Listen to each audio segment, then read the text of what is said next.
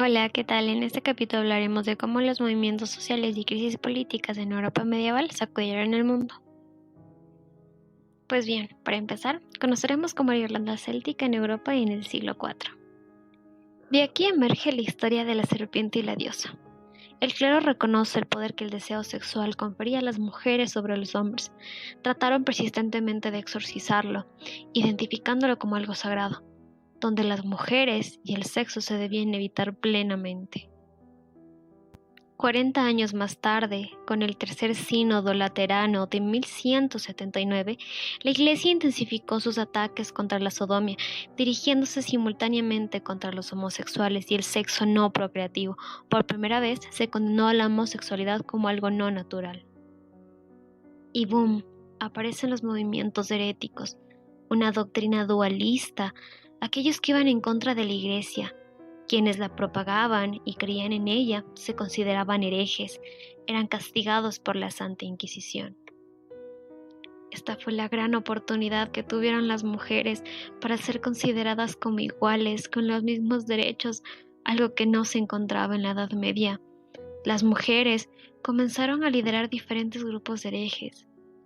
Los inquisidores, al verse acorralados por estos movimientos, informaron la existencia de una secta llamada Luciferianos, donde las brujas, mujeres, se convirtieron en símbolo de herejía de estos movimientos, siendo el principal objetivo de persecución.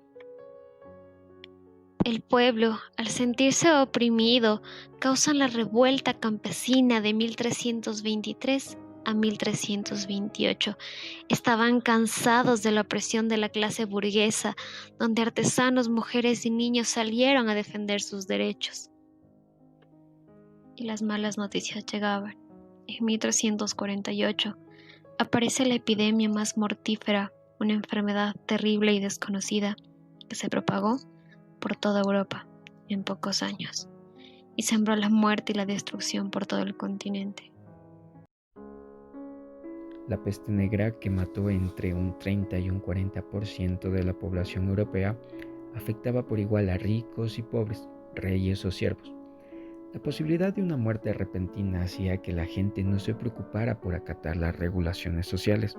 Incluso, para frenar existían aquellos que se entregaban a todo placer y exceso sin pensar en un mañana. Nadie pudo frenar su extensión por el resto de Europa. Muy pocas zonas se libraron del azote de la enfermedad. La epidemia cambió para siempre el mundo. El sistema feudal, el cual se organizaba en la Edad Media, se vino abajo ante la falta de mano de obra.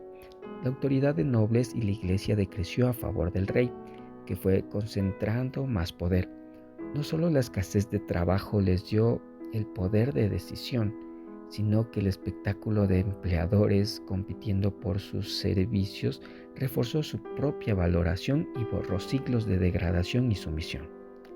La nobleza y el clero se opusieron y elaboraron leyes que trataron de frenar esta inmigración, en tanto anular la subida de sus salarios. Pero lo único que consiguieron fue que el pueblo, tanto en el campo como en las ciudades, se rebelara violentamente, cambiando el esquema social. En ningún caso, los rebeldes se conformaron con exigir solo algunas restricciones del régimen feudal, como tampoco negociaron exclusivamente para obtener mejores condiciones de vida. La enorme escasez de mano de obra que originó la peste negra sacudió violentamente los cimientos del orden feudal. Animó a los campesinos a exigir que cambiaran las cosas. Aceptaban trabajar solo a cambio de una recompensa sustancial. Por supuesto, aquel orden feudal no se quedaría de brazos cruzados, y a finales del siglo XV realizaban inverosímiles esfuerzos por cooptar a los trabajadores jóvenes y rebeldes de la época por medio de maliciosas políticas sexuales. Aquellas prometían sexo gratuito, lo cual planteaba un terrible escenario de hostilidad contra las mujeres. De igual manera, en Francia, las autoridades dejaban de considerar a la violación como un delito, y en Venecia, las mujeres proletarias vulneradas eran consideradas poco menos que sus propios agresores. Así, Entre 1350 y 1450, en cada ciudad y aldea de Italia y Francia se abrieron burdeles gestionados públicamente y financiados a partir de impuestos, solo con aquello provocando el conflicto social para dar paso a una alianza típica entre la nobleza, la iglesia y la burguesía de ese tiempo para lograr hacer frente a la rebelión proletaria y dar paso a lo que luego sería el Estado absoluto.